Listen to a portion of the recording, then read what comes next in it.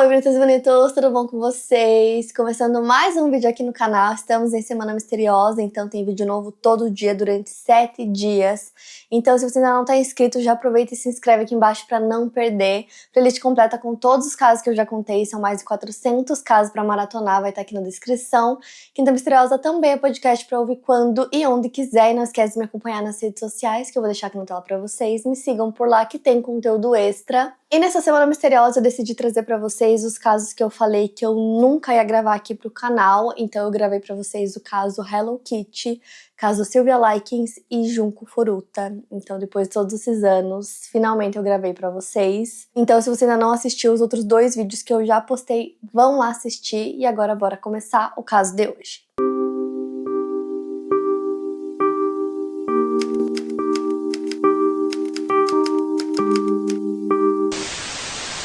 Junko Furuta nasceu no dia 18 de janeiro de 1971 em Misato, uma cidade localizada na província de Saitama, no Japão. Ela era filha do meio e morava com os pais, um irmão mais velho e um irmão mais novo. Junko passou sua infância e cresceu em Takashu-sho, uma região do Misato. Os pais da Junko teriam construído a casa onde a família morava, optando por não morar em condomínios ou apartamentos. A Junko cresceu tendo uma infância muito ativa e gostando de diferentes atividades como jogar queimada e pegar insetos, além de sempre ser muito atlética. Ela é descrita como uma garota inteligente e alegre durante sua infância. Ela estudou em diferentes escolas em Misato, sendo a primeira a escola primária Takasu. Depois ela foi para Minami Junior High School e, por fim, para cursar o ensino médio, ela foi para a escola secundária Yashio Minami. Lá ela foi bem recebida por professores e colegas de sala e todos diziam que ela tinha traços fofos que lembravam uma cantora e atriz famosa no Japão na época, chamada Mariko Kurata. Aos 17 anos de idade, a Junko estava no 3º ano do ensino médio. Ela era uma jovem considerada bonita, ela tinha 1,65 de altura e traços marcantes que traziam essa beleza a ela. Ela era considerada popular por seus colegas de classe, tanto entre as meninas quanto entre os meninos. A Junko nunca causou problemas na escola e ao longo de todo o seu ensino médio ela teve apenas 1 ou 2 faltas. As suas amigas dizem que ela admirava muito os idols, que são como são conhecidos os cantores, atores e modelos jovens e famosos da cultura pop japonesa. Ela até revelou para as amigas que tinha intenção de se tornar cantora no futuro e quem sabe se tornar uma idol também. A Junko tinha notas excelentes na escola e durante o ensino médio ela decidiu procurar por um trabalho de meio período para ajudar a pagar por sua formatura. Então, em outubro de 1988, ela começa a trabalhar em uma fábrica de moldagem de plástico na cidade de Yashio.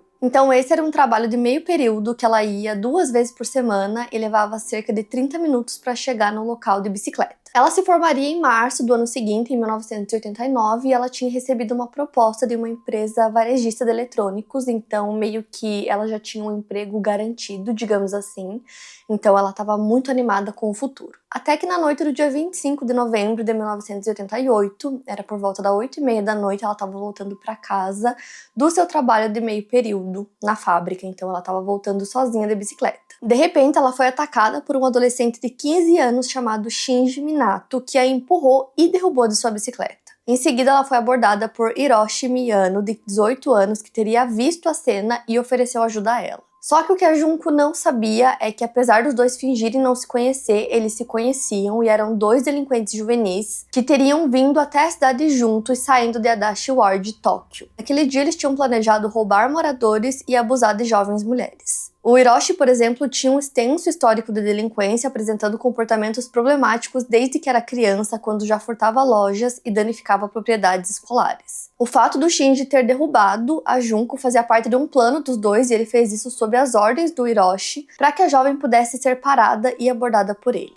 Então, como parte dessa atuação para enganar a Junko, o Hiroshi disse que iria ajudá-la porque poderia ser que o outro jovem que atacou voltasse para tentar machucá-la. O Hiroshi então oferece levá-la para casa. A Junko estava com medo que o garoto voltasse a atacá-la, então ela acaba aceitando. Ela sobe na garupa da bicicleta porque naquele momento ela sentiu segurança na forma como ele falava e como ele estava se comportando. Então ela não fazia ideia que tudo aquilo era um plano, que eles conheciam, e aí ele começa a conversar com ela. Aos poucos ele vai ganhando a confiança dela e ele consegue convencê-la de entrar em um armazém abandonado, que ela acaba entrando com ele sem muita resistência, porque naquele momento isso, ela achou que ele poderia ser uma pessoa de confiança. Só que lá dentro ele muda completamente de comportamento e ele começa a ameaçá-la e é lá que ele abusa dela pela primeira vez. Mais tarde, ele leva ela para um hotel próximo onde ela é abusada novamente. Enquanto estava no hotel, o Hiroshi liga para o Shinji para contar o que ele tinha feito e nesse meio tempo ele liga para outros 2 amigos.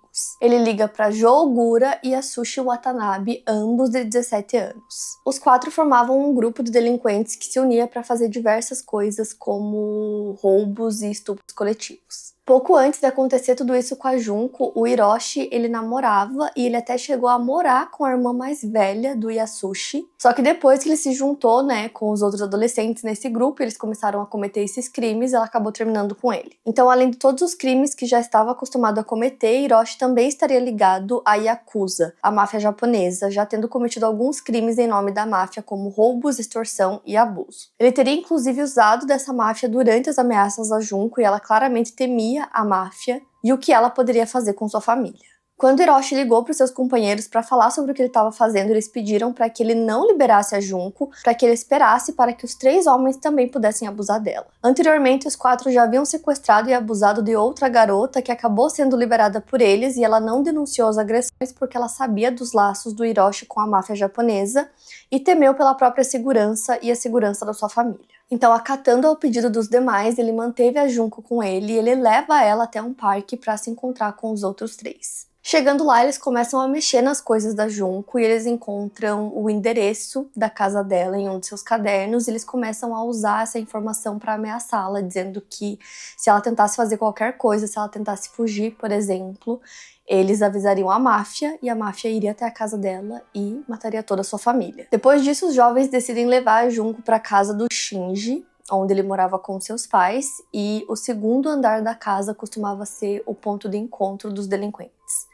No dia 27 de novembro, 2 dias depois do seu desaparecimento, os seus pais decidem ir até uma delegacia para relatar o desaparecimento da Junko, e nisso, com o objetivo de atrapalhar a investigação, o Hiroshi faz a Junko ligar para os pais dela. Ele faz, inclusive, ela ligar 3 vezes dizendo que ela fugiu por livre e espontânea vontade, que ela está hospedada na casa de amigos e que ela está perfeitamente bem. Durante esse tempo, a Junko estava sendo mantida na casa de um dos 4, como eu falei pra vocês, na casa do Shinji.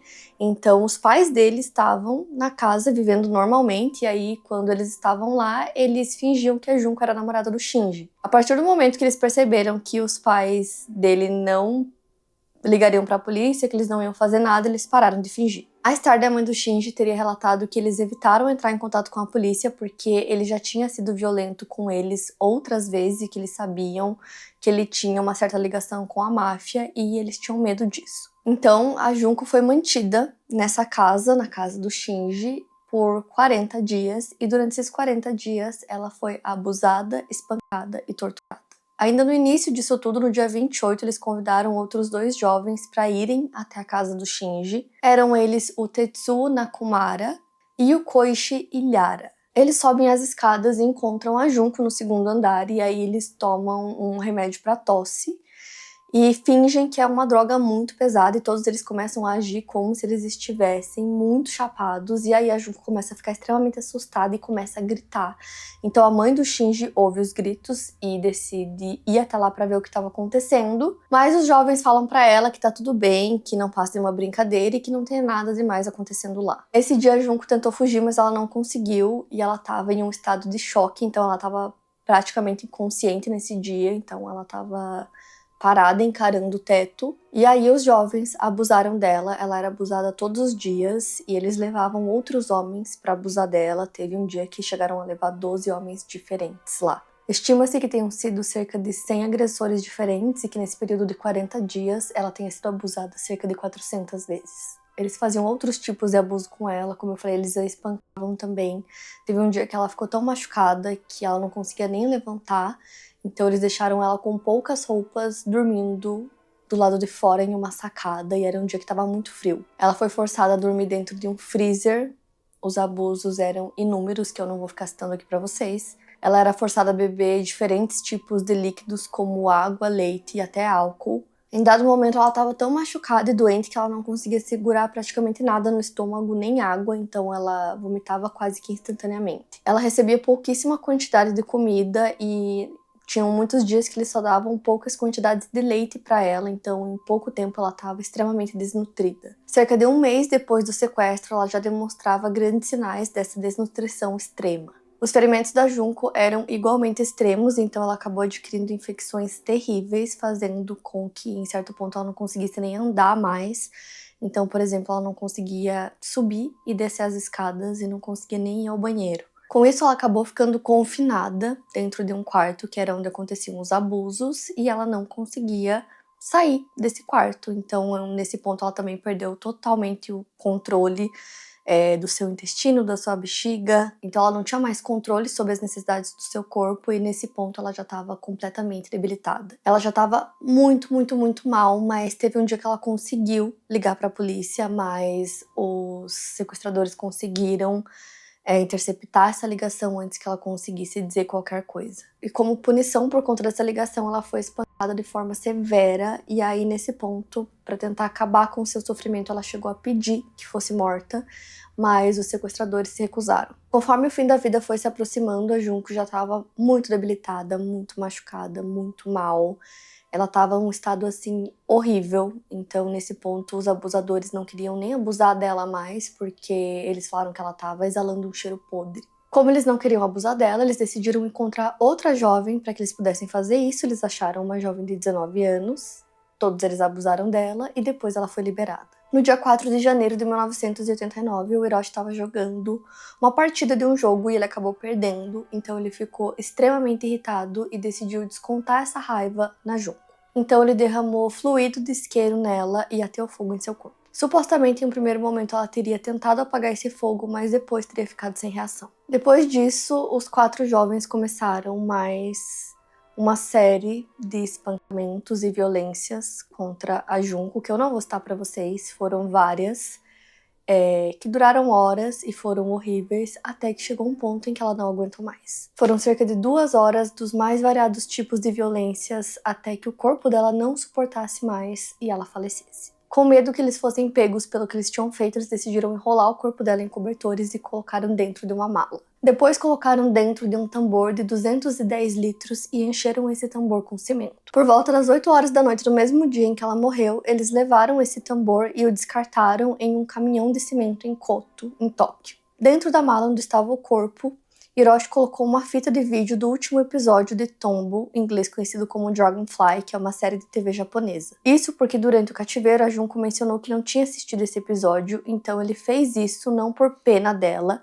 mas para que ela não retornasse como um fantasma e o assombrasse. Os adolescentes tentaram se livrar do corpo da Junko de maneira que eles acreditavam que nunca seriam descobertos por esse crime. Porém, no dia 23 de janeiro, Hiroshi e Joe Ogura acabaram sendo presos pelo estupro coletivo de uma garota de 19 anos que eles haviam cometido em dezembro, enquanto a Junko ainda estava em cativeiro. Mesmo depois da prisão, a polícia japonesa fez uma investigação mais aprofundada em relação a eles e acabou encontrando roupas íntimas femininas dentro da casa de ambos. Com isso, pouco mais de 2 meses depois da prisão, no dia 29, tanto Hiroshi quanto Joe Ogura foram interrogados. Na ocasião, os policiais não sabiam do caso da Junko, mas suspeitavam do envolvimento deles em outro assassinato, então estavam fazendo alguns questionamentos relacionados ao assunto. Hiroshi acreditou que um dos policiais que estava interrogando ele sabia do seu envolvimento. Ele achava que Joe Ogura pudesse ter confessado o assassinato e os demais crimes cometidos por eles para a polícia, então ele simplesmente contou aos policiais onde eles poderiam encontrar o corpo da Junko. Os policiais se chocaram com essa confissão porque eles estavam tentando tirar do Hiroshi informações relacionadas a outro caso, que era de uma mulher e do seu filho de 7 anos, que aconteceu muitos dias antes do sequestro da Junko e que permanece até hoje não solucionado. Mesmo não sendo as informações que eles esperavam obter, os policiais levaram a sério o que ele falou e foram atrás do tambor ao qual ele se referia. Eles encontraram o tambor e conseguiram identificar a Junko através de suas impressões digitais. O corpo do adolescente estava muito decomposto e os policiais que o viram chegaram a dizer que parecia um ser humano enlatado. Depois disso, eles contatam os pais da Junko, que decidem se mudar da cidade, provavelmente para evitar o fardo e as lembranças que a casa e a região poderiam trazer. Além disso, eles também teriam sido praticamente perseguidos pela mídia na época e não costumavam dar declarações públicas sobre o caso. A mídia local publicou sobre o caso da Junko no dia 30 de março de 1989, espalhando rumores de que ela era uma jovem delinquente conhecida do grupo de perpetradores. Mas isso era negado por todos que a conheciam de verdade, já que sabiam que era uma jovem séria e responsável. Como os culpados eram menores de idade na época, o nome deles não teria sido revelado pelos jornais, apesar da insistência da mídia, já que a sociedade estava alvoroçada e chocada com o que tinha acontecido. Então eles eram identificados como garotos A, B, C e D. Os jornais diziam que ela era amiga de pelo menos um dos sequestradores e que ela não teria sido forçada a continuar na casa. Haviam rumores de que algum desentendimento teria acontecido dentro do grupo, fazendo com que eles tivessem a ideia de pregar uma peça na Junko.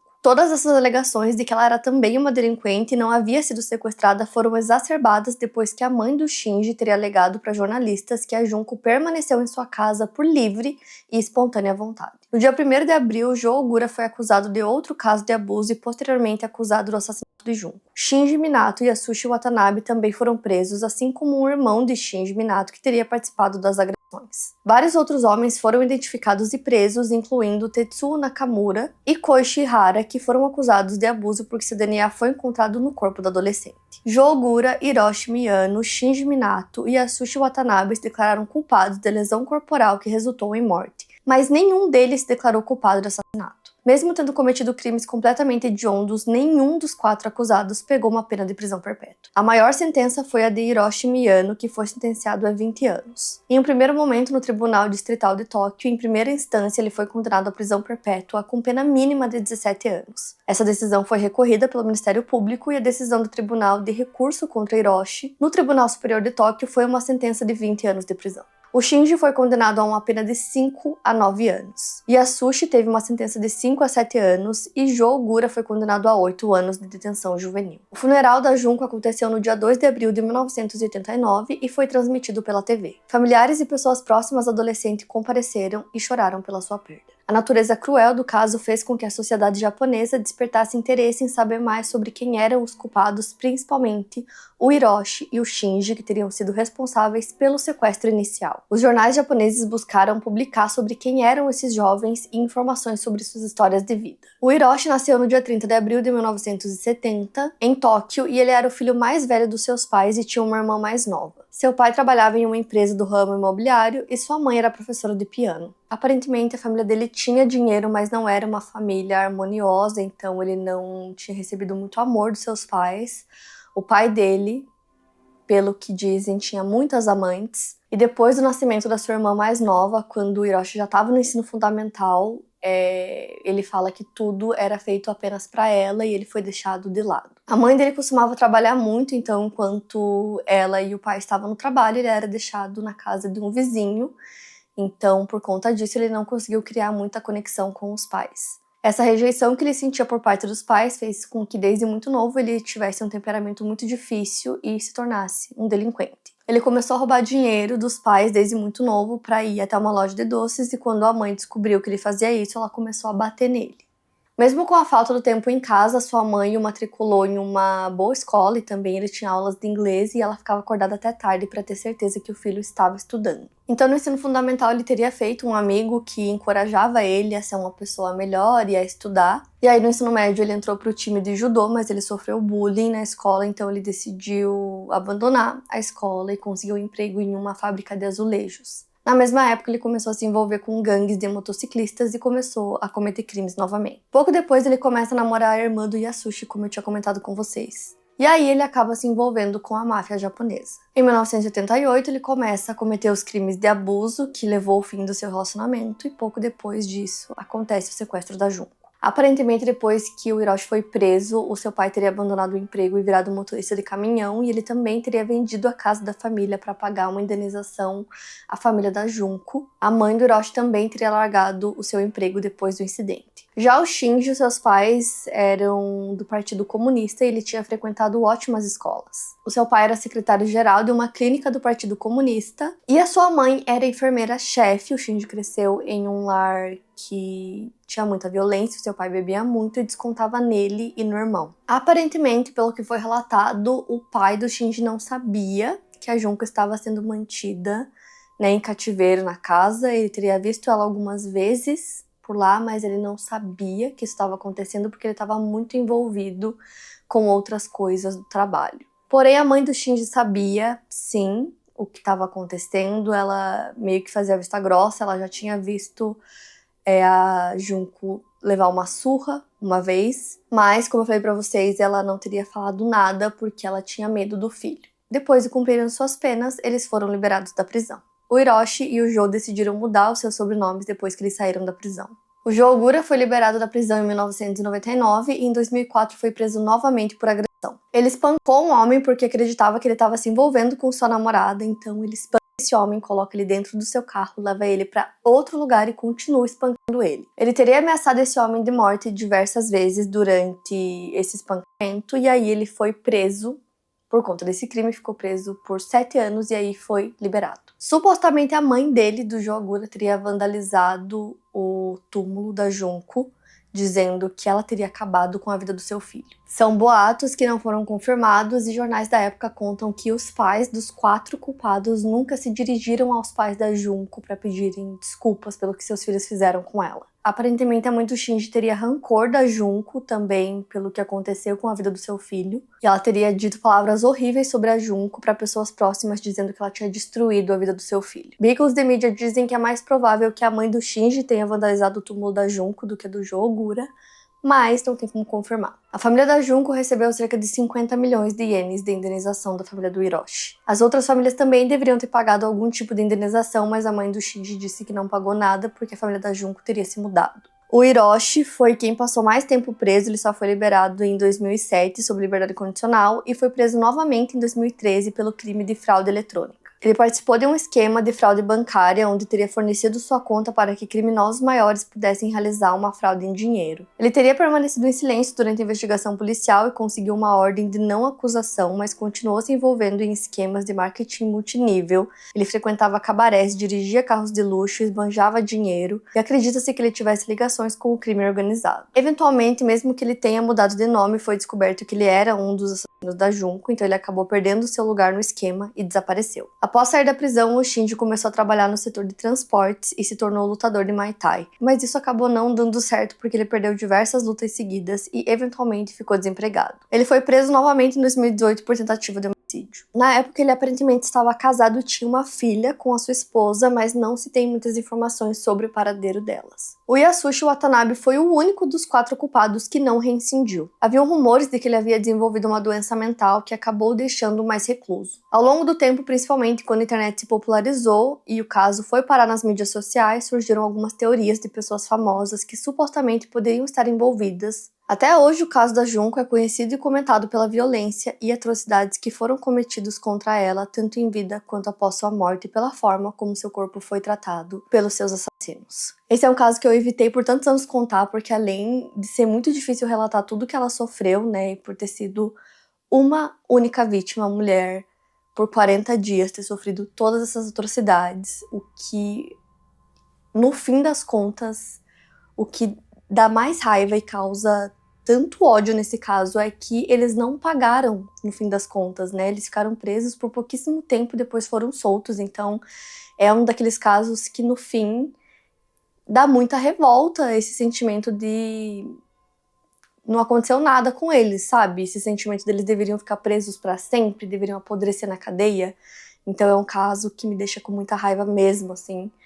Um caso muito pesado, muito triste, que no fim a gente fica com esse sentimento de, né, eles deveriam ter pagado pelo que eles fizeram e, obviamente, não se tornaram pessoas melhores, porque foram presos de novo depois e continuaram, né, sendo pessoas horríveis e agressivas e sabe Deus o que mais que eles fizeram, né, gente? Então, enfim, um caso bem pesado, que vocês queriam muito que eu contasse. Então me contem aqui nos comentários o que vocês acharam. Não esquece do like, estamos em Semana Misteriosa, então tem vídeo todo dia durante 7 dias. Ativa as notificações para vocês não perderem. Espero vocês aqui todos os dias com um vídeo novo. Playlist completa com todos os casos que eu já contei aqui na descrição para vocês maratonarem. São mais de 400 casos, corre lá assistir. E não esquece de me acompanhar nas redes sociais que eu vou deixar aqui na tela para vocês. Me siga por lá que tem conteúdo extra. Quinta Misteriosa também é podcast para ouvir quando e onde quiser. E é isso. Eu vejo vocês amanhã.